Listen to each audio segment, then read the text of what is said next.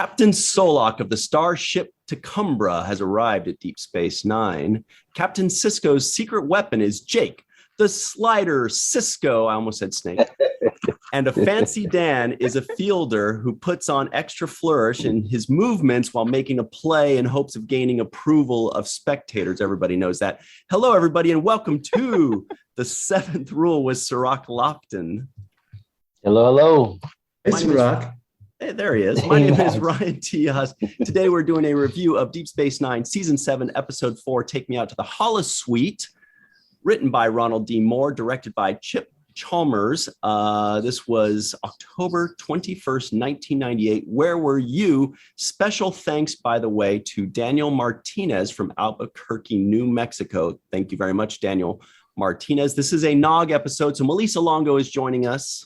Hi. Yay. We also have a very, very special guest. It's also a ROM episode, everybody. If you're listening in, you're going, does that mean? Yes, it does mean. Max Grodénchik is here. Yay. Just like when he's in the stands by himself cheering. Oh, I do that. Yeah. It's this way. Oh, yeah, right. You're right. Yeah. Oh, that's good. I think it's very much a Sisko episode, but we'll talk about that later. Yeah. Yeah. It's a Sisko's episode, but it's also a Rom and Lita episode, I felt. Mm-hmm. It was a family episode. Mm-hmm. How's everybody doing? Great. Feeling good. Actually, Great this that episode Max left is me with a here. good feeling. Yeah, that's one of the things watching this episode. I actually got a really good feeling because it felt like everybody came together in this episode to like get each other's back. I like that. Yeah. Yeah. Actually, let me just jump on that right now. Cirroc, I almost called you Jake. Maybe I need a nap. I almost said Snake earlier. I almost called you Jake now. Jake the Snake. When I was watching this episode today, it hit me because when I was a kid and I first watched it, I remember going like, I like lasers and aliens. You know what I mean? And when I was a kid, I was like, okay, it's a cool episode, fine, but I want to see more Dominion War stuff. And then when I watched it later as an adult, I was like, actually, this is a really good episode. And then when I watched it today, I was like, this is the cutest and sweetest and most heartwarming and fun episode of Star Trek ever, period. Close the book. In my opinion, It truly is. I was almost moved to tears by how joyful and beautiful and warm this episode is. Absolutely the most joyful and most heartfelt episode of Star Trek ever, in my opinion. Wow. Yeah, I was moved to tears. Not almost. I was moved to tears just because I kept saying over and over again, I love this episode. Yeah. I love this episode. Yeah. And every single person has such a shining moment in this episode that is so full of heart and warmth, and even Worf when he's trying to kill everyone. Death to the opposition. Kill them. Yes. And forgive me, myself Cirroc. Laughing a lot. Forgive me, Cirroc and Max, but I kept saying over and over and over again, this is so freaking cute. And I hope that's okay, but I thought it was just the cutest thing I've ever seen. I'm sorry, Cirroc, what were you saying? Well, there's a lot to unpack there. I will say that I agree with Max's take about it being a Sisko episode, because yes, it is centered around Sisko's love of baseball and how that kind of permeates through Deep Space Nine. But what I really enjoy about it is the camaraderie of the episode. I enjoy the fact that everybody is working together for this common goal of, which is not to defeat the Dominion or to take over an alien race, but to actually just play a game and have fun. And Max, I thought your performance was fantastic in this episode because of so many little things that you do when you do your ROM performance, your character. You're so deep in the character that I'm like inside your head. I feel like with the thoughts that are in your head, you wear outwardly as Rom, and there's not much there, but you do wear them, and I love that. Thank you, Cirroc. Thank you. I love the performance. Yes, it was just so authentic to me, and the fact that everybody didn't know the game of baseball kind of lent itself to me for the story unfolding, just kind of everyone having to learn, what the game was about and what they were good in or what they weren't good in. I felt that allowed the story to kind of unfold as well. Mm-hmm. Now, Max, this is the rumor that's been flying around for 25 years that you were basically the best baseball player on the entire team or crew or cast. And so it was impossible for you to make it believable that you weren't good at it. So they made you throw with your left hand because no matter how you threw it with your right hand, it looked too competent. Is this true? It was, no, first of all, I wasn't the best baseball player, but I probably played baseball more than anybody else, except, I don't know, Cirroc, did you play baseball growing up? Very early. I didn't play like high school or college baseball. Good pitching I moved to the basketball, but I did play baseball. I knew how to pitch and hit, but I just didn't play as heavy as maybe you did, Max. I don't know. We had a coach in our neighborhood. He played semi-pro ball. And we signed up with the Little League. This is what, I don't know how old I was, like 12, maybe 13. Signed up with the Little League, and we started playing in leagues. Kew Garden Hills Baseball Association it was, and that was the game. Mm-hmm. That was the game where in the little corner of the area where I grew up, baseball. If you went down another 4 or 5 blocks, you might get basketball. And then somewhere else you might get football. But we played baseball, and we took it very seriously. Of course, our coach took it very seriously. And we in fact, we were on the road to Williamsport, I think is where the Little League World Series is. We had 2 shots at it, and I think the last shot, we were from Queens, New York. We were from, and we had to play the other team, 2 teams representing Queens. Okay, this is going on too long, but you were going to edit this, right? You're going to edit. Well, maybe. No. I just love that we say, we heard you were really good. He's like, no. Well, let me walk you through my childhood career going to the World Series. No big deal. The great thing that happened is we beat the team from the Bronx. That's where Ira Bear is from, by the way, if he's listening. We beat the team from the Bronx, and then we had to play Far Rockaway for the best team in Queens. Wow. We lost to Far Rockaway, but if we had beaten Far Rockaway and one more team along the road, we would have been the World Little League champions. Wow. So I was a much better fielder than I was a hitter. What position? Well, you know what? I can say that when I was watching you swing that bat, because you swung the bat for that first pitch, and it was a strike, but you're a left-handed batter, right? If I'm not, is that right? No, I'm a natural righty. Natural right. I hit right hand. Left-handed in that scene? Yeah, they were making him do that so that he would not look as good. No, but the glove thing was my idea. I just put the glove on the opposite hand, and when we were playing catch, when we were warming up, I warned Nana that I wasn't I might not catch so accurately. I said, I said, Nana, you should know I'm wearing my glove on the other hand.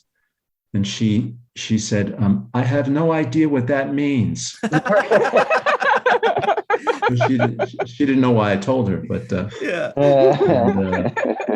was so baseball was my game, and one of my biggest laughs was one of my biggest laughs was actually when the ball just hits you in the glove. You guys are playing catch, and it might have been the Nah that tossed it to you, and you're just holding your glove, and it's just bing, it's the glove. And Paul said, "What position did you play when you played, Max?" First year, I played second base and then third base the next year. I switched off between second and third, so second base and third base. Yeah, I didn't quite have I wanted to play shortstop, but I didn't quite have an arm that could be counted on to do that. Yeah. Speaking of not having an arm, that scene where you kept the ball, where you're going in the outfield, you pick the ball up and you throw it, and then you run, pick it up and throw it. I love that part. Yeah. I like it when the ball's over his head. In LA. There's the shot where the ball's over his head. I got it. Yeah. I so love that laughs. Part. And then it's just so many moments funk on the ground. Max, can I ask you? I don't got it. When you first before we go, ladies and gentlemen. Yes. I would like to publicly state, is this going on record now? You're recording this, right? Yes. Yeah. I played a lot of baseball. I mean, and let me tell you, the kids I played with, my father passed away in maybe 1998. Yeah. And the kids I played baseball with were still playing in these older senior leagues. That's how serious they took the game in the neighborhood. So I played a lot of baseball. I have never, ever, ever heard the expression Fancy Dan. Me neither. Me neither. I know what a double play is. I know what a squeeze play is. I know what a bunt is. I know what a grand slam is. I do not. I only know what is this term? Fancy Dan. Fancy Dan. I only know Fancy Dan because I've been told, that's in the script. So I didn't argue it. I never heard of it either, Matt. I never heard of it either. I was, what the hell is a Fancy Dan? I thought they were making it up. I never heard of a Fancy Dan to this day. Now, there's a lot of rules in baseball that I've never heard of, so I will give a little bit of a disclosure on that. There's so many tiny rules in baseball that I just don't know all of the rules. I know that if you touch the umpire, you're out of the game. I know that part. That was but so funny. I've never heard that before either. And actually, when Bashir gives that line, now that is a Fancy Dan. When he said that, I started laughing too. It's too funny for me. It is. If you go to Wiki, Fancy Dan, I think it does show up as a play with a lot of flourish. Okay. But no, I never. That's maybe just verbiage from, the times before me, the Honus Wagner, Babe Ruth eras that I don't know. Maybe they made it up as something that happened after our time, like in 2040. But yeah, I assumed it was something really old too. It sounds old. Ryan, that is an excellent hypothesis. Well, I have a question. Sounds old though. Yeah, you Googled it, Melissa? No, I had learned Fancy Dan from Deep Space Nine. Oh, okay. The first time I heard it. Melissa, nobody ever says it. Nobody. It looks ever like it's made up because I'm Googling it and all I'm finding is Memory Alpha, which is the Star Trek Wikipedia. No. I think you got to Google baseball Fancy Dan or Fancy Dan baseball. You did. Yep. Yeah. It would be a great name for a rock group, an 80s rock group, the Fancy Dan. Opening for Queen. They come out doing flips and that is. We'll have to ask Ronald D. Moore. That makes sense with the Fancy Dance. Yeah. I did want to ask you, Max, actually, yes, about the script, which was when you first saw the script. I know it was in summer of 98, or September of 98. Do you remember your feeling when you first saw it? Do you remember if you thought, hey, this is a great fun episode for Rom? Or do you remember thinking, wow, a baseball script, this ought to be fun? Or do you remember any kind of impressions you had when you first saw it? To be really honest, when I get a script, and whatever the script is, I think they made a mistake in giving it to me. They got the wrong guy. So I have the script, I read it, and I take the script home with me, and I'm thinking, this will never happen. I will never be involved in this episode. And that is it for every episode. And then as we get closer to doing it, it becomes more and more real for me. Does that make sense? Mm-hmm. Yeah, it's a very Rom answer. So when I get the script, when it's all brand new, everybody else will be in it. Cirroc will be in it, and Fancy Dan will be in it. But they'll come up to me and say, "Sorry, we only had room for 9. There's only 9 on a baseball field." So I don't dare to think how good it can be, or what a gift they're giving me. When they gave me Lita, that was a gift. When they gave me Lita, when Rom and Lita, so to speak, hooked up. Yeah, Max, you have a tremendous amount of humility, but it's season 7, and we're already fully bought in on the Max Lita Rom storyline, and Nog, and your son Nog being working his way up Starfleet, you're tied into the script in so many different ways. It's not even funny. Not to mention Quark, your brother. So there's so many ways. But the question I had for you, Max, was, so I looked at while I was watching, and I said, oh, my jersey number was 78. And I'm pretty sure that I picked that number because I'm born in 1978, and they probably said, which number would you like to have? So I picked 78. Also picked that Atlanta Braves hat earlier in the episode. But my question to you is, did you pick number 13 for Rom? And if so, why? No. And when I watched the episode this past week, I saw 13 and I thought, oh, that makes sense for Rom. I just thought it made sense. Me too. I thought that for Rom. I think it makes sense for Rom. I don't think they asked me anything about it. The only thing that might have happened, maybe they offered me 3 choices, 13, 33, and 99 or something like that. But I don't even think that happened. I was 13 from the get-go, I think. Yeah. And that was fine with me.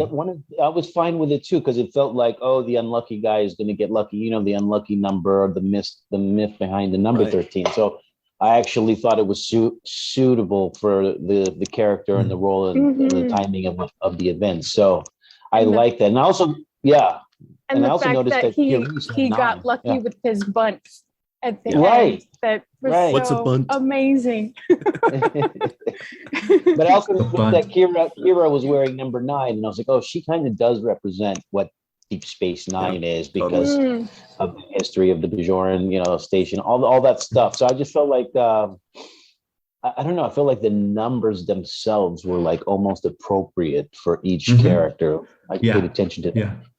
Yes, I agree with you. Yeah. Do you remember what numbers Captain Sisko had? Because I didn't pay attention to that. Wow. Or Nog. Yeah, that was the number I didn't take a look at. That was funny because I was looking at other numbers. Sisko, I did notice that, they had the B Sisko for him and the J Sisko for me, which I thought was cool. Just a little bit of a distinguish, but I didn't see his number. I would have wrote it down. Yeah, I don't know. Wouldn't he be number 1 or no? Oh. Yeah, that would be the most. I don't know. Yeah. Yes. 9 Sisko. That would make sense, right? I remember seeing the B Sisko, but then I didn't look at the number. Yeah. Yeah, me too. Yeah, what's cool. Sorry, go ahead, Max. I thought it was Sisko's episode. He's the one who goes through the change. Mm-hmm. He hates this guy, Solok. He hates his guts. Exactly. And he's caught up in this hatred, and he knows it's no good, but he kind of can't help it. And I mean, he's a freaking Starfleet captain, and he knows he shouldn't be so. What's the word? He shouldn't waste his time on this Vulcan guy. And I think he learns that between the beginning and the end of the episode. He learns that, and that's the scene in the bar at the end. They're all laughing and whooping it up, and Solok has no idea why they're saying they won. They won. It was 10-1. They lost 10-1. How could a victory be pulled out of that? Well, it's attitude. It's the attitude that these guys that the Niners showed in their play. If that makes sense. It does. And Ram is instrumental in that lesson for Sisko, because he represents what baseball is. Ram is all heart, and that's what Sisko loves about baseball. And he sees Ram's commitment, whether he's playing or not, to the game and to his family and to the heart of this team. And that's I think what shifts Sisko's perspective from, well, why do I need to give Solok all my attention? These are the people that matter. Ram is the people that matter. Yeah. Thank you. Yes. And I would even go a little bit step farther. I think early on, Sisko was hard on Ram. That moment in that scene was kind of hard to watch because he was really harsh. When Avery wants to get harsh with you, he knows how to make you feel really small and really shuts you down really quickly. I think there was a moment there where he told Nog, he was like, "Is anyone talking to you, Ensign?" He said it. He said it hard. Whoa. Is anyone talking to you, Cadet? Is anyone talking to you, Cadet? Yeah. Or am I talking to you, Cadet? Yeah. Yeah. He just belittled him and like shut him down really quickly. And then your character says, I can't play. And he takes that and he says, "Yeah, that's the smartest thing you said all." Oh, I know. That was ruthless. So mean. And he's so hard on you. And to his credit, that's very good acting, because that's just him, showing the obsession that he has with the moment and with with this game. But he really cut you down, and he cut Nog down, and to the point where everybody was going to kind of quit and say, "Hey, if he's going to be like that and act like that to Ram, then I don't even want to play," because it's just too much. He's just being a jerk about it.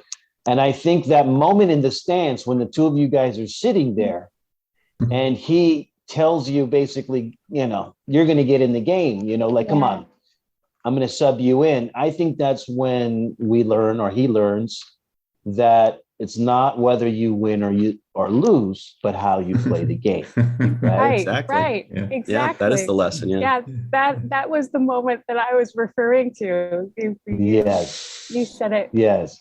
That's how you play the game. And he saw that he played you to the side. He saw that your dedication was there, that you were cheering on in the stands by yourself. And he realized, you know what, there's more to this game than whether we win or lose. It's going to be about us playing together as a team and celebrating as a team, whatever the highs and lows of the moments are. And I felt like that was the lesson of understanding for me. That was the thing I walked away saying, this is such a great episode. It's saying so much without really saying it, but it's just telling you about the value of teamwork. You talked about being on a team. That was one of the big lessons I got from being in team sports was being a good teammate, more than just winning and losing World Series and games and whatever state championships. It's really about the camaraderie and the bond that you have with your teammates, with your coach, for your city, for your franchise, whatever it is, and it's like, that to me is what I really walked away from this episode feeling. They captured that very well in this episode. They captured what is the real value of the game. Definitely. And you're reminding me, you're making me see right now that what Sisko, the path, the journey that Sisko takes in that episode, he's got everything he wants in terms of Solak. I mean, Solak has no clue and is so frustrated at the end, where he has never been before, because Solak has had Sisko kind of under his, I don't know what the word is. It's been kind of in control of Sisko, but now, without even meaning to, Sisko has changed everything with Solak, because, like you said, it's how you play the game. He learns that lesson, and that's all he needs. That's all he needs to get back at Solak. They call that Solak is living rent free in Sisko's head. Also, I want to point out that I too learned that sportsmanship lesson playing golf. Everybody knows that. So that didn't work. The teamwork thing. We should have gone to a break like 5 seconds ago. I'm so sorry. We do have to jump to a break. I know Malissa glossed over so hard there. She's like, where's he going? Hopefully away from here. I don't get it. All right. So we got to go to a break. Everybody stick around. We may have a surprise for you on the other side of this. Max, thank you so much for joining us. This is awesome. We really appreciate your time. Everybody else, stick around, and we'll be right back on The Seventh Rule. Well, hello, everybody. Welcome back to The Seventh Rule with Cirroc Lofton, Max Grodénchik, and Malissa Longo, of course. Yeah. This is a fun one. My name is Ryan T. Husk. Very quickly, here are the trivioids of the week. Max is going to love these, hopefully. They are: Captain Solak of the starship Tecumseh has arrived on Deep Space Nine. Humans are irked by such precision. Captain Solak received his second Christopher Pike Medal of Valor last month. Nog is a part of the senior staff. We should talk about that. A Fancy Dan is a fielder who puts an extra flourish on his movements while making a play in hopes of gaining the approval of spectators. Apparently established in 2040. Rom and Lita want to try out for the baseball team. Captain Sisko's secret weapon is Jake, the slider. Sisko. Chief O'Brien has a rotator cuff injury. Also my favorite line of the episode. If Captain Solak is taking the time to collect reconnaissance, he must be worried. And Captain Solak wrote 5 papers on his wrestling match with Captain Sisko. All right. Okay, you guys, I totally forgot to mention this. One of the funniest lines in the history of Star Trek, one of the most memorable lines, is when Chief O'Brien is talking to Bashir, teaching him what gum is. And he's like, you just eat it? He's like, no, you chew on it and you infuse it with a flavor. And he goes, what flavor did you infuse it with? Scotch. That is so O'Brien right there. I love it. Yeah. I'm surprised they don't have any of that Scotch gum at the conventions for people to chew on. Oh my God, you're right. Selling Scotch gum at conventions. Gum. That would be O'Brien's Scotch gum. You heard it here first. Yeah. The Sisko kid is going to come up with Scotch gum. Kira's gum is Ractagino. Nog's is Jumja Stick gum. Ew. Root beer. You know, Max, your comedy and timing is just exquisite. Mm-hmm. And that is something that's very difficult for a lot of people. It's not an easy thing for actors to be able to have the kind of comedic timing that you have. It's a rare thing, and it's the reason why there's just only a handful of really good comedy shows on television. It's because that comedic timing is very difficult to have. And Max, I think that you have a very amazing grasp on delivery, how and when to throw certain lines away, or what emphasis to put on certain words when you do give lines. to your credit. And so I wanted to say that one of my favorite lines in this episode was when Quark is in the infirmary getting the surgery done on the back of his head. And I think he says to you something to the effect of, so what did you learn? And you said, always look behind you when swinging a bat. Because it was such an honest response. Yes. You said it so earnestly. The way you say it, just the way you say it. Anybody could have said it, but it's the way you say it. And I just busted out laughing like, yeah, you might want to do that. And of all people, work in the back of the head. Cirroc, thank you. Thank you for the kind words. Wow. I knew I stayed the extra half hour for a reason. Yeah, that was very nice to hear. Yeah, along those lines. Yeah, right. Along those lines, I just realized, but Rom is the character above everybody else in which we can see what he's thinking. Max, the way you played Rom is we can see the thoughts going in your head. We see what he's thinking. Even when he's being calculated, we can see the calculations going on in his head. And I wonder, it makes me feel like, were you an improv actor initially? Did you take a lot of improv classes? Because it seems like you really know how to convey your character's thought process. Mm-hmm. Funnily enough, I was fired from improv class. Of course. It's true. It's a true story. And I forget the actor's name. He was running this class, and he's a very nice guy and very good actor. He did a lot on the Ellen show, Ellen DeGeneres' show he was on. But we all took a class with him, maybe 12 weeks or so. And then he would say who he feels is qualified to go on to the second level. And he came to me and he said, I'm so sorry, I can't move you up. I said, but you seem to like what I was doing in class. He said, yeah. He said, but that's acting. We're looking for improv people. He made a distinction between me as an actor and me as a decent actor and me as a crummy improv artist.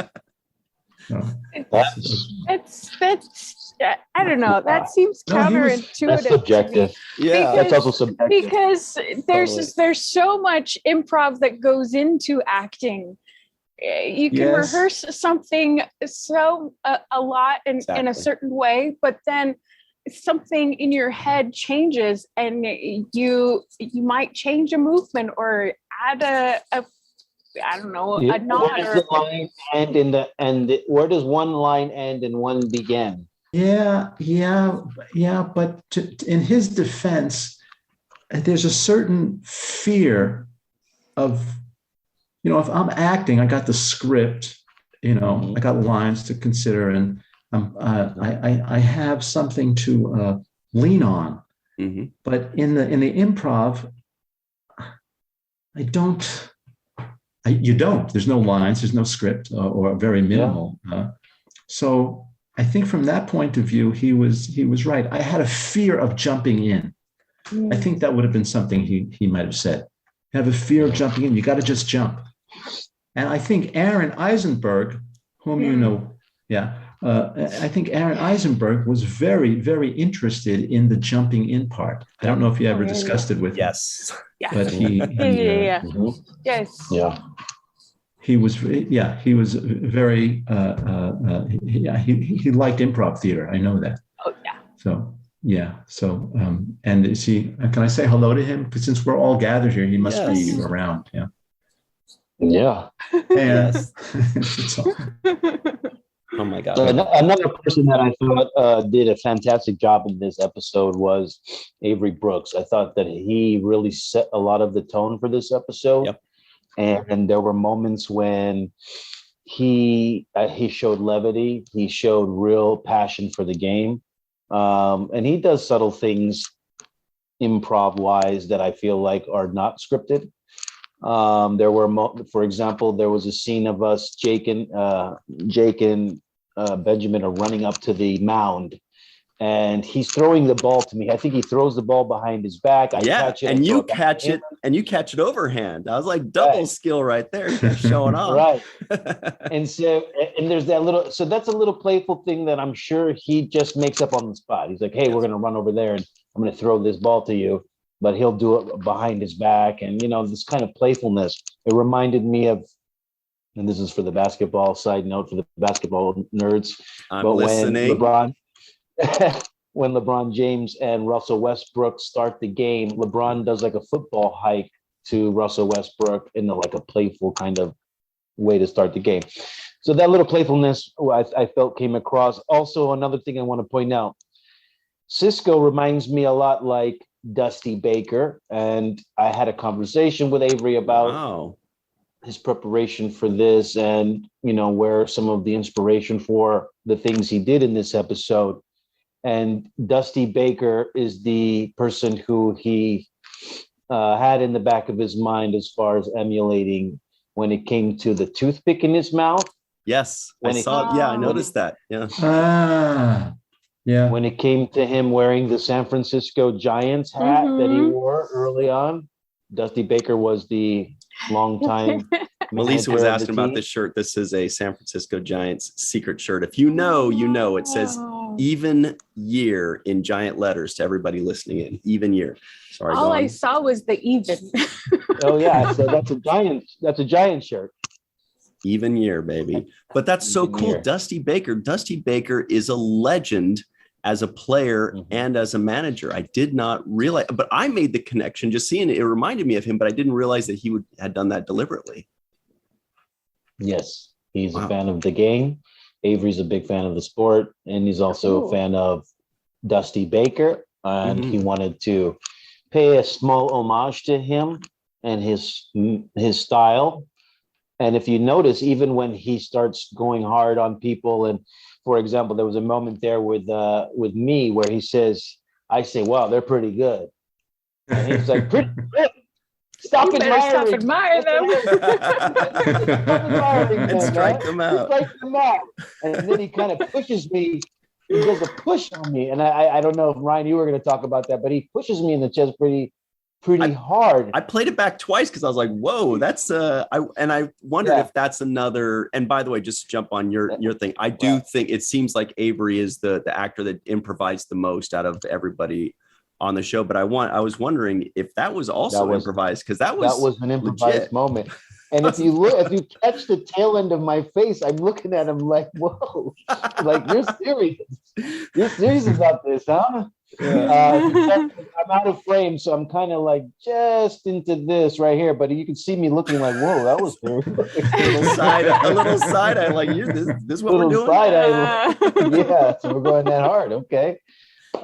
But yeah, he did a fantastic job, and I really like the speech that he had with Cassidy when the two of them were alone, and he kind of confided in her all of the backstory between him and this Vulcan. But in that moment, he did something, because he did that whole speech with a baseball bat in his hand, which is like, just from the perspective of being on edge, I thought that was a great choice for him as an actor, because it's like at any moment he could just swing that bat around. You could feel it. He was playing with it. He was looking down the barrel of it. Yes, I love that shotgun or something. That moment. And he really played this bat, this prop that he was holding, but used it in his performance. He had it down on the floor, really like the cane almost. He played with it like this. He flipped it around a few times, and he was using the bat. And even Cassidy in that moment says, okay, it feels like you're about to break something up in here, and go ahead if you're going to. It's your place. So there was a lot of tension in that scene, which I think he manufactured by having that bat and playing it the way he did.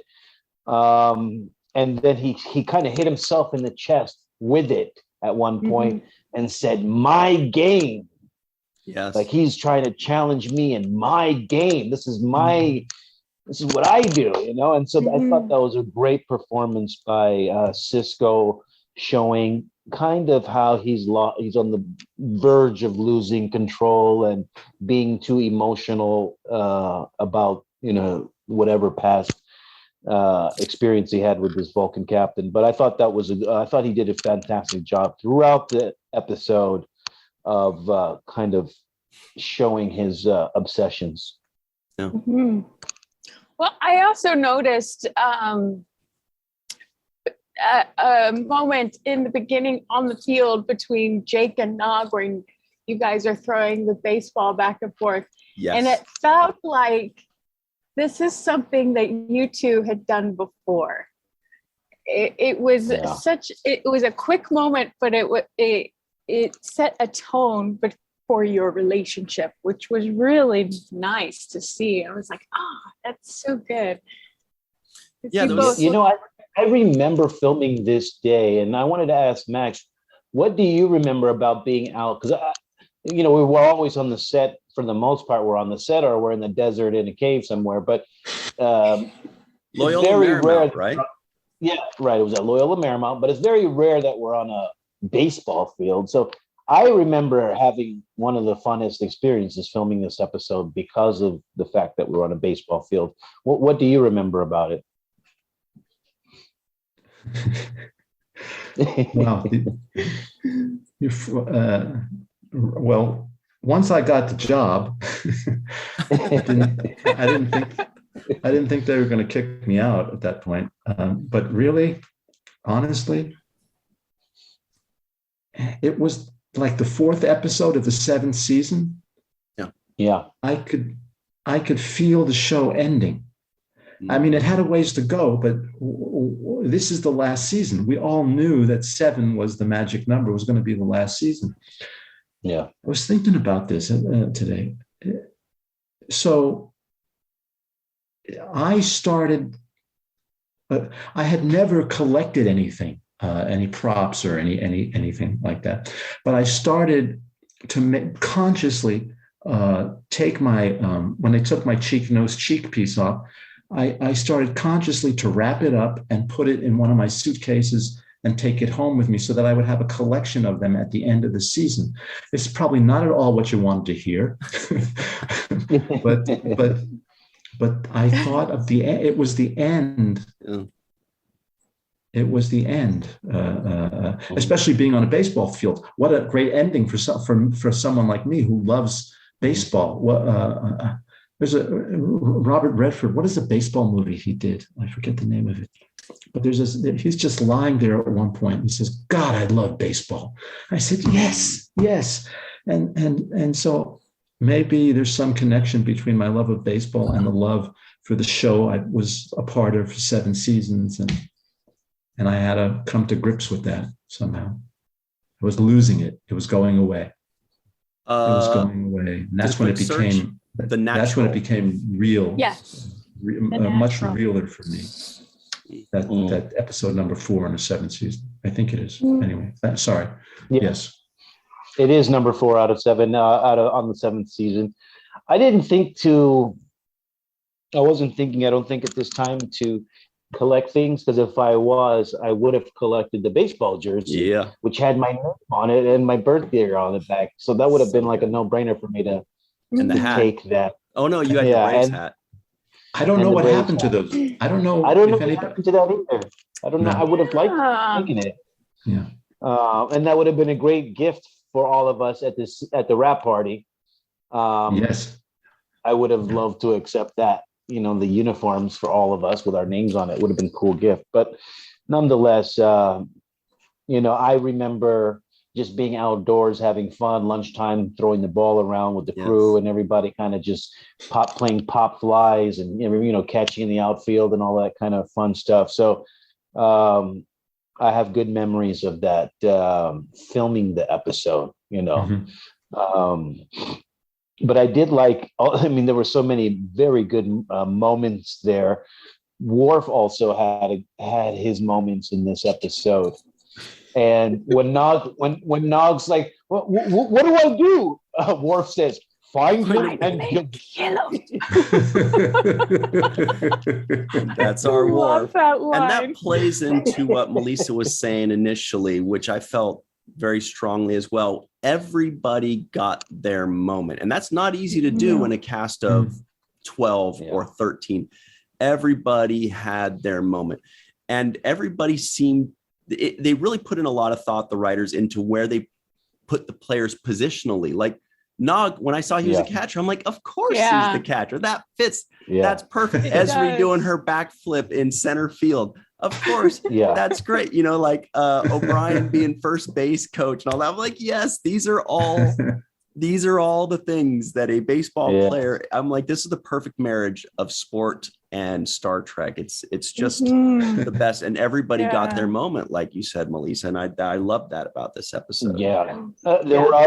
Everybody got their moment. I wanted to talk about Cassidy's moment. I thought she had a great moment when Sisko said, "Tell me something I don't know," and she's like, "Well, you're lifting your foot up at the plate." You know, so I think it was a great little exchange between them. It's like, I didn't expect that. Yeah, what do you mean I'm lifting my foot up at the plate? The beautiful thing, Odo practicing to be an umpire. Oh my gosh, Strike, that was you're out. You're out. Cutest thing. It was. He was so cute. Wasn't he fabulous? He was so amazing. Yeah. Yes. You're out. You're out. Strike. He was literally moving his body. You could tell he really was working on it. Yes. And even when he was reciting, you know, the rule that you don't touch the Empire. And his accent when he recites the rule and he says, look it up, but do it from the stands. You're beautifully delivered. It's like beautiful. He's watched a lot of baseball. Yes, he did. He must have, huh? Yeah. Mm-hmm. So good. Love that moment. There were so many good moments. Even when Quark says, "What time are the tryouts?" I like that moment. It was a small little segment, but you could tell he had felt challenged, right? He's like, everybody's coming in here, and he's like, you know what time are the tryouts? I'm not going to be upstaged by any one of these guys. You know, I thought also showed his affinity for the crew. Yeah. He might be, you know, this, you know, underhanded on the surface, but he loves the crew of Deep Space Nine. You know, he loves his family. He also had a really good moment that I liked, and it was very short and very minor, but it was one of those things in television and movies that just bumps up the enjoyment for you. And that was when, I believe it was when Esri did her backflip catch. And, you know, it shows different reactions of people, 2 or 3 people, you know, Bashir says, "Now that's a fancy Dan," or what, you know, but then, but Quark goes, yeah, or something like that. Yes, and that's one of those things that just ups it, where you're like, wow, even Quark is getting into it. And that just shows it just moved up to an 11 now, you know? Great so moment. Cute. So cute. Everyone was cute in this episode. It's like, oh, you're so cute. You're so cute. And you're so cute. Even Solok. And when O'Brien's throwing to Quark, who has a pretty good arm, by the way, I noticed O'Brien throwing to Quark. He's like, "Come on, Quark." And then when Esri's like, Jake had good Julian. Form too, I noticed. You know, we were looking closely. We're like, all right, that's pretty good. That's pretty good. And by the way, let me just say, it's okay to lift up your leg in your backswing. Like, it works for some people. Just saying. I know a few people that do that. Kirby Puckett was one of them. Yeah, Twins. That from the Minnesota Twins. Anyway, so you know, you get that sometimes. Everybody has a different kind of form, but I just love the camaraderie. I love the fact that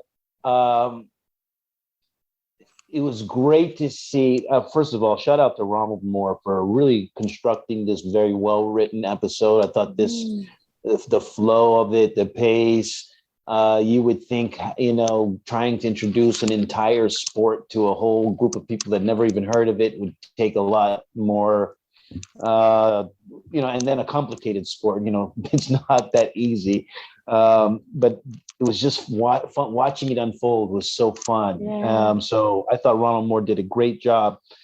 But one of the things also was Chip Chalmers, which is a you know, I thought he did a great job because, it's not easy to film an outdoor scene. You have people in the stands, so you have a lot of extras there for that. You have to not show certain things when you're on the Loyola campus. So I'm sure there's angles that he cannot show. And so for me, I felt like he did a good job of making it feel like we were still in a Holosuite. And also keeping, I like some of the decisions that he did as far as editing and the whole flow and pace of the episode, but particularly the last shot of the spinning autographed baseball in the air. Yeah. I just like that choice. Nice. Iconic. And it almost I felt like it gave when you have the opening credits, it almost gave the credits of the episode through the flow. Yeah, it's brilliant. Yeah. Brilliant. Yeah. And I thought, wow, that's great. Can I just add something? Thanks for reminding me that when you see Quark's signature, he adds the ears. Everybody go back and watch that. When you see Quark's name, he added little ears to the Q. And I happen to know, as you all know, that when Armin Shimmerman signs his name, he adds the Ferengi ears as well to the big A in Armin Shimmerman. And I remember always when he would do that, and I saw that, I was like, wow, he's got the longest name in Star Trek practically, yet he still takes the time to add to it in the millions of autographs he has to do. And they just showed me what a wonderful human. When I sign things, it's just a squiggle. And this guy has the longest name, and he adds ears on top of that just to make sure everybody gets a little personal touch. And when I saw the Quark on the baseball with the ears, I was like, wow, that's got to be, where he got it. He did it that one time and then stuck with it. I just thought it was a beautiful thing to see. Special moments like that. Chip Chalmers also, is that how you say his name? He has a baseball player name. Totally. Over there. Chip Chalmers. He also directed Magnificent Ferengi. So was it a different approach? Did you notice a different approach from his directing style in this episode from that one?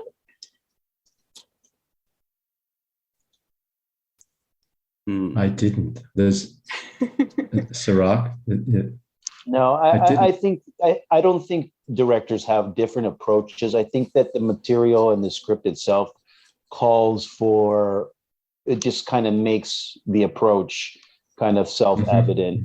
You're like, okay, well, I have to get this material covered, and how am I going to do it? And the approaches are pretty standard for the directors based on just a certain finite number of shots that they can accomplish with different lenses and whatnot. So it's not so much approach-wise, but I do feel like Chip is an actor's kind of friendly guy. So I do remember him being, he's a personable guy. He's he's not closed, and I think he's also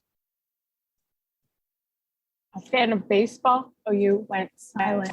You just got muted, Cirroc. What did you say? There. What was the last sentence you said? Sorry. We Can lost you hear me? Yeah, we can hear you just fine, Max. We just missed Cirroc's last sentence. No, sorry. Are you there? Yeah, we just missed your last sentence only. No, I was just saying that I think Chip was a fan of baseball. And as we know, Ira is a big fan of baseball. So yes. I think that Chip may have been brought in also because of some of his baseball knowledge. Don't quote me on that. Chip Chalmers directed my very first Star Trek episode in January of 1990. Captain's Holiday, Next Generation. Yes, Captain's Holiday. So that was a great one. Yeah. Always nice to have worked with the director. Although on our show, the directors float around. So I don't. Yeah, Rick Colby and all those guys, they come back to us again and again, which is right. It was nice. It's a nice thing. So we've just got less than a minute left. But Cirroc, I'm glad you mentioned Iris even better. That's part of the reason why I was scared to wear this shirt, because I know he's a big Dodgers fan. So it's like, I don't want to draw his ire. Don't worry, I made a point. He's on Team Cirroc hard right now for sure. But I do want to point out very quickly, Max, you reminded me of one of my favorite moments ever at any Star Trek convention ever. It was a Star Trek Las Vegas many years back. Ira Stephen Bear was up there, and it was right after Michael Piller passed away. And I remember he said, at the end of it, he said, everybody in the audience, if we all just say, hey, Michael Piller, hopefully he'll hear us, something to that effect. And it was at the end, and he just said, so at the count of 3, we'll all say it. And we did. And it was just like this beautiful moment. And Max, when you said hi to Aaron, it reminded me of that. And I think that was just such a nice sentiment, that since we're all here, that you said, of course he's here. He's here hanging out. And we talk about him every day, and we talk about you very often. We really, really appreciate you joining us, Max, all the way out from Austria, where who knows what time it is over there. I don't know. But thank you so much, Max. We really, really appreciate you and your skill and the time that you took to join us today. Well, thank you for making this much easier than I thought it would be. I mean, not easy, but easier. Thank you. Thank you. It's good to see you. Good to see you all. It's always a pleasure. All right, everybody. We're just going to keep talking about Max forever, even after we stop recording. And thank you so much, Max. Everybody stick around for the free-for-all. That is up next, and we'll see you on the other side. Until then, oh, wait. I was going to say always remember the 7th rule, but also always remember to give a very special thank you to Homer Frizzell out in Walter Koenig's former apartment building in New York, Dr. Anne. He wants it. He demands it. He demands that we say that. Dr. Anne-Marie Segal in Manhattan, Eve England. Actually, Homer, Max. Eve England out in Wales, Yvette Blackmon, Carmen, a.k.a. Skillet, Tim Baum, a.k.a. of course, Grandpa One and Bubbles, TJ Jackson-Bey out in Missouri, Bill, Victor, Arucan. He's an A's fan, by the way. Oakland A's. Titus Mohler, Darlena Marie, John Mann, Dr. Mohamed Noor, Tierney C. Dieckmann, Anna Post, Rex A. Wood, Anil O. Polat, Erica Strom, Joe Balsarotti, Mike Gu, Dr. Stephanie Baker, DQ, Neil Akasaka, Justine Norton Kurtzen, and of course, the eloquent Dr. Susan V. Gruner. Thank you all so much. Malissa was acting out the eloquence when I was saying it. We'll see you all on the other side on the free-for-all. And until then, always remember the 7th rule. About them deep cuts, man. Hey, everybody. Welcome back to the free-for-all. Homer was just razzing all of us because he's a razzmatazz. Also, very quick shout-out to Casey Shafsky, who was the production manager and co-producer of Star Trek Continues. He got me this shirt that Homer was razzing me about. Anyway, we are here, of course. Cirroc Lofton is here, the superstar of superstars. Melissa Longo is here, the warmth of warmth. We also have Eve England out in Wales. We have Tierney C. Dieckmann, a.k.a. Zborg Queen.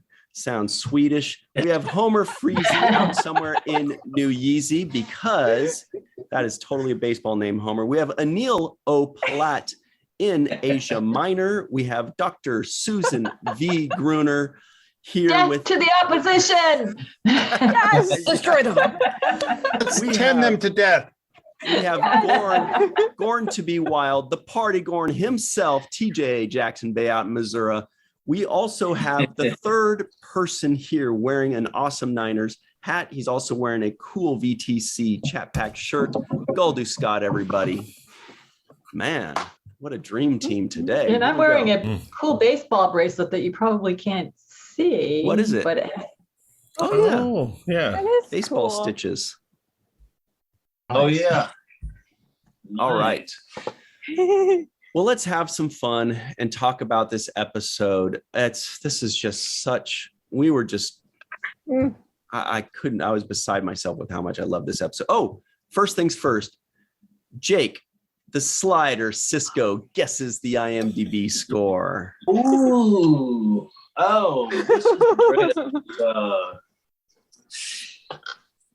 I'm gonna give it a 9. That's how much I liked it. It's like an 8.9. That's where I'm gonna go. Anybody? Sue knows what it is. That's why she's. What does Sue think? No. What does Sue think?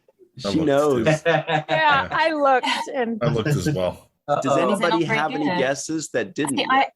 I would have said it was like a low 9 point something, but doesn't sound like it was. I would guess an 8-1. Wow. 8-2. Mm. You guys I was love gonna Deep say Space 8. Nine. Anybody gonna, But no, I don't think so. anybody gonna say $1? All right. TJ's line. All right. This is the source of Sue's rage. It is a 7.4, you guys. I know, it's Outrageous. Oh, Highway robbery. outrageous. Travesty. And take him out and kill him. Well, anyone who hasn't voted yet that's watching this should. Let's fix that. That felt like a Jerry Springer reaction. I wish we just got a clip, that like 7-second clip of everybody go, "What? Oh, outrageous, despicable! I hate them." Throwing a chair. Yeah. You have the power.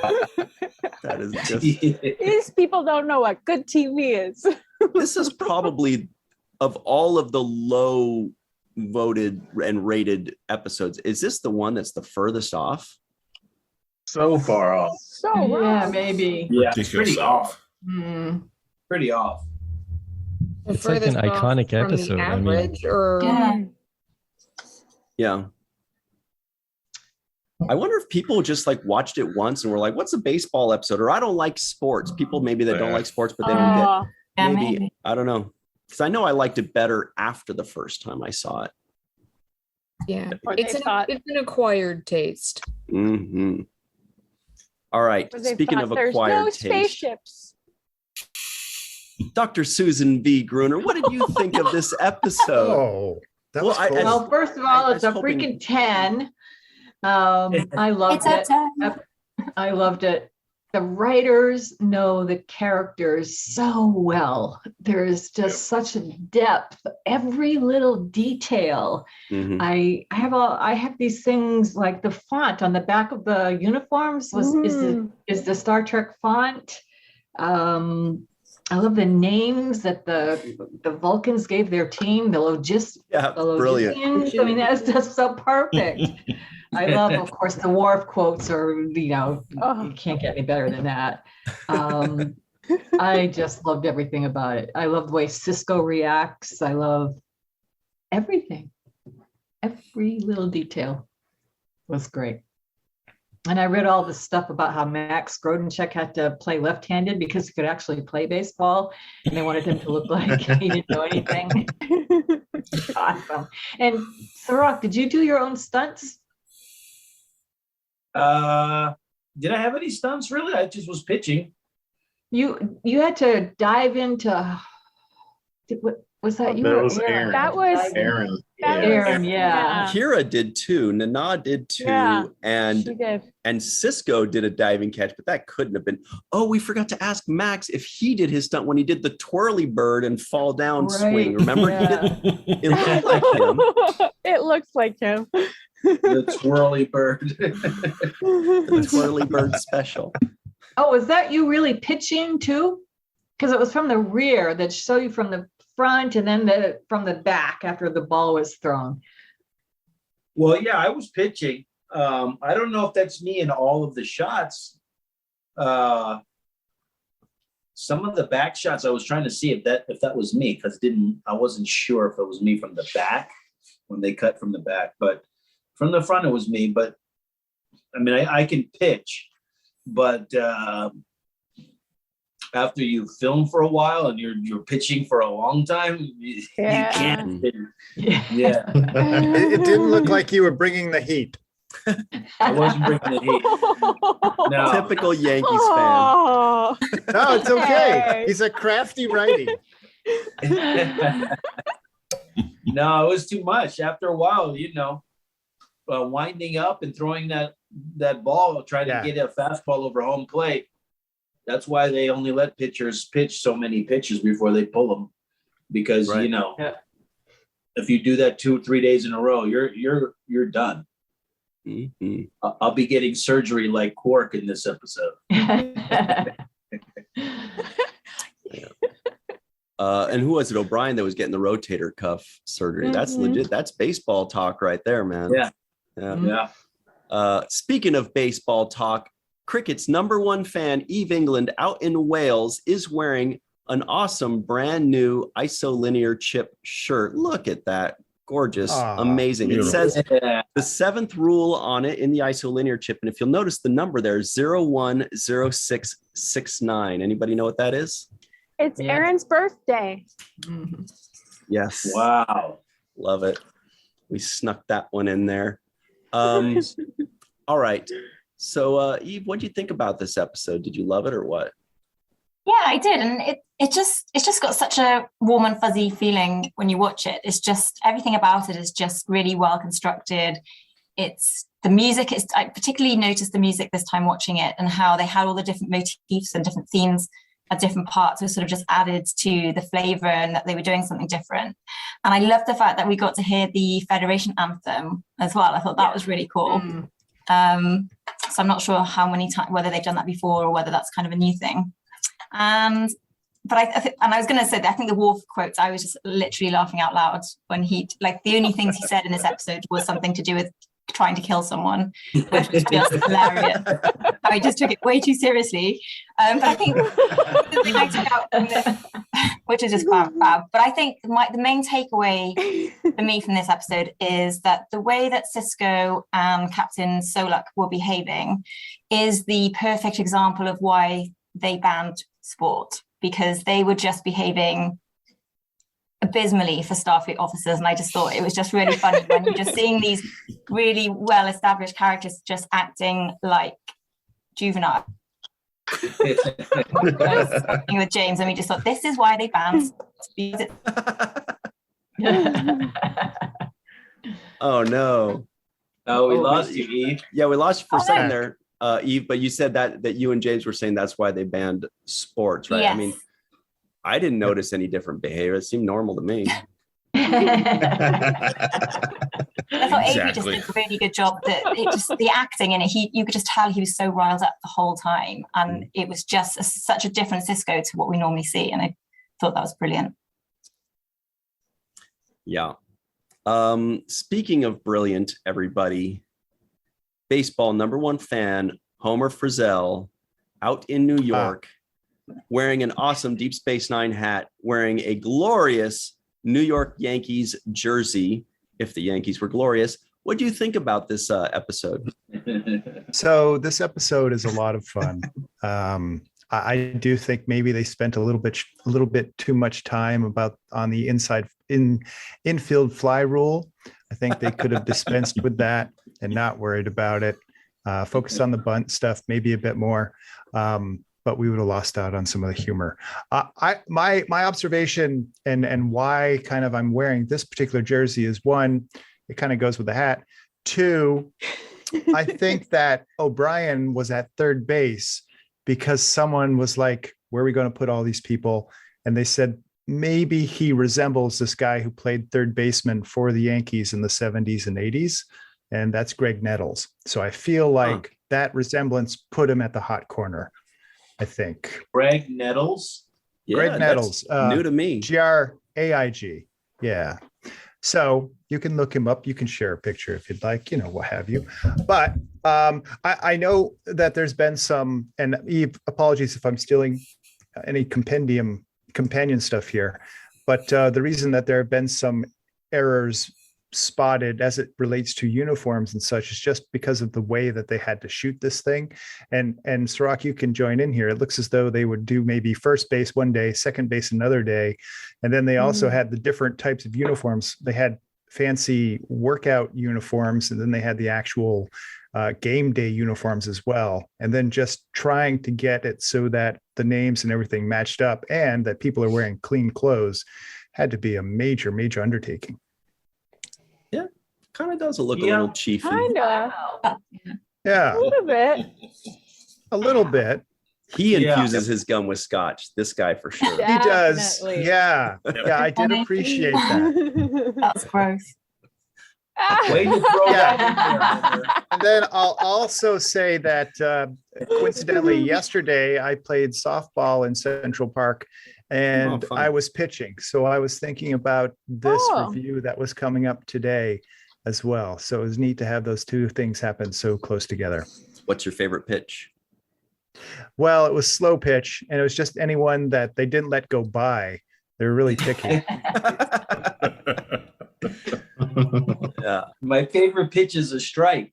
Yeah, I thought they were all strikes except for the ones where I said sorry because I almost hit them.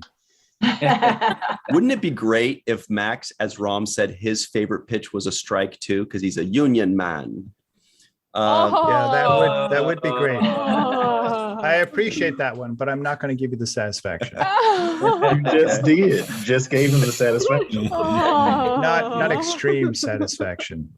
Speaking of extreme satisfaction, everybody. There we go. Nice segue. Anil is here all the way from Turkey. Anil, how much did you love this episode? Have you watched it recently? Did you like it more recently than you did when you first saw it, or what's going on there? I think I like it more every time I see it. It just gets better and better. And Worf cracks me up. Like every time I've seen this probably 100 times, and every time he makes me laugh. There's so many good comedic moments. Like at the very end when Sisko's like telling Quark, just put it on my tab, and he's like, "I'm way ahead of you." I don't know. It's like so great. And the direction too was really good. I noticed it this time, so I had to look up the director. And I love the way that someone's speaking, and then the next scene, somebody else is carrying on the sentence, and it really just flowed. Even when Kira walks by Odo's office and he's doing like, strike or out or whatever it is, it just rolls so perfectly. And then the last thing I'll say is that it has something by the writer Ron Moore that he does in a lot of his episodes. And my favorite episode, which is coming up very soon, where he like puts in like a little, like a nugget in the very beginning, and you think it's just like a throwaway line, and it comes back at the very end, and that was the bunt. And I just loved it. I'm a sucker for that, so I loved it. Yeah, it's great. Good knowledge. Anil, was there anything that you grew to appreciate more upon later viewings of it that you maybe didn't notice or appreciate the first time you saw it? Yeah, everybody's energy. Like, Sisko is super riled up. He's so riled up that he hits Jake when they're in the dugout. Like, Cirroc, like you almost went out of the frame. It was hilarious. Yeah. Yes.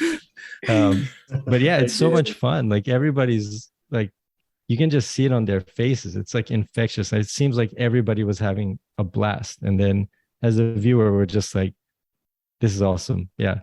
Mm-hmm. Yeah. Wow. Yeah. Cirroc definitely said Cirroc even, and we're going to have to go back and watch this, but Cirroc was even saying that like when he hit him, like he could see Jake Sisko's reaction of like, whoa, man, why did you hit me so hard? Anyway, speaking of awesome, we have Tierney C. Dieckmann here, also wearing one of the coolest I was going to say one of the coolest Deep Space Nine hats, as well as Guldu Scott and Homer Frizzell. She's wearing the Deep Space Nine Niners hats. That's awesome. And she's also wearing the Isolinear Chip 7th Rule, sporting Aaron Eisenberg's birthday. How are you today? And how much did you love this episode? I am fabulous today, and I love this episode. I'll definitely admit, way back when, it wasn't my favorite. It was very humorous, but I mean, you could fit what I know about baseball on like half of a Post-it note. It's very small. Good like family memories of going to see the White Sox, and you pop through and you see when they're actually hitting, and then you go and you get your next brat or candy apple or something to eat, and it's slow moving, but it's enjoyable. And that's about all I know about baseball. So I would, time to spend time with family, etc. And that was about it. So the baseball stuff would just kind of go right over my head. I didn't have as much appreciation. The more I've watched it through the years, I have grown to love the hell out of this episode. It almost kind of feels like a semi-lost Ferengi episode. Like, do you know what I mean? I know Chip Chalmers, Chip Chalmers did The Magnificent Ferengi, and Max said that Chip Chalmers also directed his first episode from The Next Generation, Captain's Holiday. So maybe there's a Ferengi connection there. Yeah. Yeah, it always feels like it's kind of a Ferengi episode, which is great, especially with Max Grodénchik being such a great player and having to play left-handed, and he gets his little underdog moment for the episode without it being the cliche of, they're not going to win, but somehow the team makes it through. Like, they let them fail, they let them lose and have their manufactured triumph with the Vulcan who methinks doth Romulan a little too much. He's got that Vulcan's got some attitude, but it's great. It almost it almost makes me wonder, like, there's always been that thing in DS9 where we've got Klingons too, which have how much strength and agility more so than humans, and yet when they board the station, we've got Sisko just beating the hell out of them. And it's like, if you tried that with a Vulcan, maybe he just kept working at it, and that's how he can build up his strength for Vulcans, and that's how he can beat the crap out of Klingons. And then we've got Worf in this. One thing I would have loved to have seen was Worf just like hit a home run, just ridiculous, like cosmic home run, is way the hell out of the park. But you've got, of course, his horrible, this just like death humor, Scotch gum, and it's one of those that is almost quintessential Star Trek in a weird way of like, we know these characters so well, and this world, this universe is so homey to us that we can do this with them. We can put them in an alien baseball game and enjoy it and find so much heart from it and love it. And I feel watching this, it's more real. I don't know if you feel it, Cirroc, or felt it at the time. It feels like a real glimpse of your and Avery's relationship, watching you guys out there and watching you play. And it's just so damn heartwarming, and I love it. And you get to the end and you crack up and you can't skip it anymore. Always watch it, always love it. I've watched it twice in the past couple of days. It's lovable. I've been so looking forward to doing this episode, hence the hat and everything I planned for it. It's great. I love it. I'll never not love it, and I'll never not recommend watching it. Every series needs a baseball episode, and this is the one to go off of. Yes. Manufactured Triumph. Yes, Manufactured Triumph. The Manufactured Triumph. Manufactured Triumph. Here. It did seem, Tierney, like what you're saying, that like, Cirroc and Avery had their playfulness. You also saw Cirroc and Aaron. It felt like the vibe of the episode was reflected in what was probably clearly the vibe of production on those days. People were out having fun. They're actually outside on a beautiful day. It's the 7th season. They know each other. They can finally, let their hair down for a minute, rather than being in the stages and in buildings. It must have just been like a happier moment, and everybody's got like their real life camaraderie and chemistry shown in this episode. Oh, yeah. And that was one more note that I had was the Ferengi family. Oh my God. With Aaron Melissa's showing it. And Chase and Max, they're all just they're so adorable. And even though Sisko, he needs to win this, so Rom's not having his best day and he pushes him out. As someone who is in competitive athletics, I get it, but then they're just like, but this is a game. This is about family and being outside and love and, to Cork, you have to have heart, and you sold yours a long time ago. Like you definitely see that. And it does feel like a Lost Ferengi episode, and they're so good. They're so good. Aaron's great. I love him. Just, which one is it? And he goes and just tags all of them. Yes. That was great. We hadn't covered that. This is an episode that we could cover for like 3 hours, I think, because there's just so many golden moments. Yeah. I put the word ha like 50 times in my notes. There's so many great moments and lines. Speaking of great moments and lines, TJ Jackson-Bey is also here all the way from Missouri. TJ wearing his amazing Gorn to be Wild shirt made by Walking Art, made by Melissa.com, which is probably Melissa Longo there. TJ, what do you think of this glorious episode? It is amazing. It's a 10, just like Sue said. And it actually has a kind of loose Gorn connection. If you remember, I think a few episodes back, Cassidy and Sisko are talking about Cestus 3, where they basically went and they play baseball there. Right next to, for baseball too. So a little connection. Good knowledge. Good knowledge. A few moments that I love was one, Cassidy getting the story out of Sisko, and then the immediate next scene is her, right after she promises not to tell him. That needed to happen. They did need to know that. Wife move right there. I love the Sisko Rum, making up the kind of apology, hey, I got out of hand or whatever. And I love that, the whole crew actually kind of loosened up in the end when they didn't win, but they still won. They manufactured the triumph. And I love the Vulcan names on the back of the uniforms. That was, pretty neat to see Vulcan script on the base of the back of the uniform. I like Jake's Atlanta hat. From like, I don't know how young up into probably my, 20s, early 30s, you probably would not have seen me without an Atlanta Braves hat on. Like it was like a part of my head, like now. Wow, that's great. So right on with that one.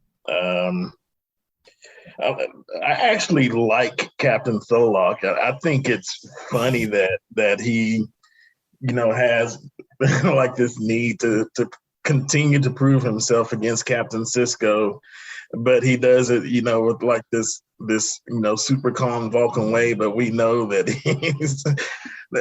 he's not fooling anybody. He's just like anybody else. And I love how frustrated he gets at the end, and he's like, hey, this is human taunting, and they immediately come back, and Ezri's like, hey, what, did I leave my spots in my quarters, or like a human? He doesn't know what a human looks like. Frustration because he knows he's stepping at like he may have won the game, but he lost the day for sure. Yeah.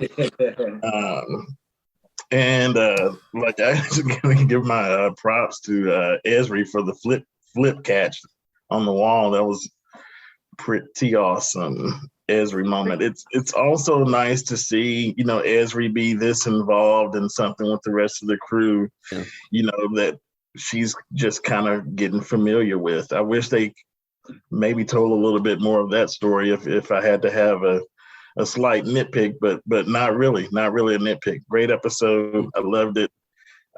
It's just like everybody else said, it grows on me every time I watch it. Not that it needed to, because I loved it from the start. It was always fun. And it's just as fun now as it was the first time I watched it. That's true that Ezri was a little bit less in this than most of the other characters, but that's probably because she had 2 big episodes right before that. And she told us, Nikki, that she actually did that backflip stunt, which was pretty cool. Wow. No, I don't. She didn't say that. But I did notice. Did you guys notice that Nana and Chase actually did lift up Max Grodénchik? Yeah, I saw that. That was pretty badass. that was pretty great. But I was surprised that nobody was more shocked when Ezri did that, like, superhuman. A Power Ranger so float. cool. Everybody was like, "Yeah, okay, yeah, nice play." I'm like, Now "Nice I want play." her I've on never my seen that in team. my life. Yeah. Yeah. Like, where did she get that from? She's a psychologist. Emily. Emily told Yeah, me one of her that, prior posts Emily. was a gymnast, an Olympic Oh. gymnast. Right. Yeah, but that's Okay. memory. That's not muscle memory. No, Wow. your body would break. Yeah. Well, you tell that to the lady that just flipped off the wall. Yep. The lady I that would've is liked- clearly a male's And front when double. like, adrenal is taller. and when adrenaline is pumping through you, you're capable of almost anything. So if she's got that memory that she knows how to do, She's going to be so sore the next day. oh yeah. Yeah. Cirroc, were you going to say something that you remember doing way back in the day that you tried to do recently? No, I didn't. Wasn't going to say any of that. But I was going to say though that I would think that Worf would be a better baseball player. Yeah. Because I would think that the bat lift training that he has would be able to translate to baseball. And So not not only just- that, he grew up on Earth. Yeah. Right. But on top of So that, how- and this is what Tierney was alluding to. I think I noticed the same thing, which was we all expected him to just knock that thing out, even if we've seen it before. Because I remember very specifically him being shown, here's a dartboard. And he goes, "Oh, what do you do?" And his perfect hand-eye coordination, not only that he got a bullseye, but that the dart went all the way in. So he's got hand-eye coordination and strength. So I just thought he was going to destroy that thing like Sammy Sosa. I don't know. They also pick backed your, off pick your Hugh 90s Shearer's baseball player. talent, You got it. It's the stage fright. That's all I had. Speaking of But- stage fright, But what's he up, was Scott Jensen? playing strategy. Sorry. Just having some stage fright. That's all it is. Yeah. No, but Like did you everybody love said, it? all the way around. Like everybody has said, it's absolutely phenomenal from start to finish. Just the conversations that I found that, while there is a lot of running around, a lot of physical comedy too, that scene with Ben and Cassidy in his quarters where he explains the story is like, yeah, and he's being serious and he's hilarious the whole time. Because if you're sitting in a room, I don't know how Cassidy's not just cracking up the entire time he's saying all this She stuff. did. She actually cracked up. And then yeah, exactly like TJ said, I believe it was, is how she was like just immediately in the next scene, like, yeah, that's exactly what it is. I loved everybody's reactions. Everybody was on point 100% with comedy in this. From God, Aaron's face in so many of these shots, I had to stop and replay it. Particularly one of my favorite scenes is, let's look how far he has come from when he was screaming about why he wanted to join Starfleet because he didn't want to wind up like his dad. And then we have a scene in the bar at the very end. He goes, "That's my dad," and he's proud of Rom so much for Rom just being himself too, not because he had achieved anything or anything like that. He was just 100% being Rom. And I love so much of this all the way through. I did catch one thing that I know wasn't there because continuity wise, but when Ben is talking about they're out there on the field and he's like, this is what baseball's about, he says it's about faith, it's about heart. And I thought that was pretty funny. Faith of the heart. About faith of the heart. But yeah, it hit me. I was like, wait a second, stop that. Turn the captions on real quick. Oh, he did say it. But yeah, that great feeling at the end when everybody's just nailing, and I don't know how many takes that scene took in the bar at the end. It felt like it was one take, how everybody was just nailing it one right after another, and everybody was playing off of each other. And for somebody to write dialogue that just flows like that from like essentially 8 characters while everybody's moving and while everybody's off in their own spot, and it doesn't just seem like 227 where they're like laughing out the windows and stuff like that. It nailed it. It was absolutely great. And to manufacture triumph is something that I'm going to use in my daily life every time I do something good. I hold up my cherry Pepsi. Wow. But the faith of the heart, Scott, you were like Esri there with a good catch. That's right. That was my fancy Dan. That's what that was. Yes, it was. Wow. Well, that's about it for us. Cirroc, do we have any final thoughts on this episode? I feel like we could talk about this forever. I wanted to double down, I think, on what Scott was saying, but I think somebody else brought it up earlier. But the Vulcan in this, I thought he did a great job of playing the villain in this and pressing the right buttons and setting kind of the tone for Avery to play opposite. Right in the opening scene, I love the whole. So yeah, I heard you won your Christopher Pike Medal of Valor Award. And he's like, Yeah. And then you did too, right? He's like, yeah, my second. Double. It was so real. I love this guy. I love Captain Solak. Yeah. So he knew how to press the buttons and really rub it in. And I thought that he did an excellent job of just getting underneath Sisko's skin. All the way underneath. Yeah, totally. All the way under. Yeah. This man has been not phased by the Dominion yet. This Vulcan's getting him so pissed. He's not the Dominion doesn't make him that mad. Well, he doesn't make him that mad. Yeah. Well, because this Vulcan who's supposed to be emotionless is pretty emotional for dragging out this rivalry for how many decades? Will piss you off for science. Yeah. Write a paper. He's probably going to write a paper about this baseball game. Yeah, right? He might, but it's not going to hurt him anymore. It's not going to hurt Sisko because he's kind of released that. Yeah, he just got over it. Yeah. He got over that.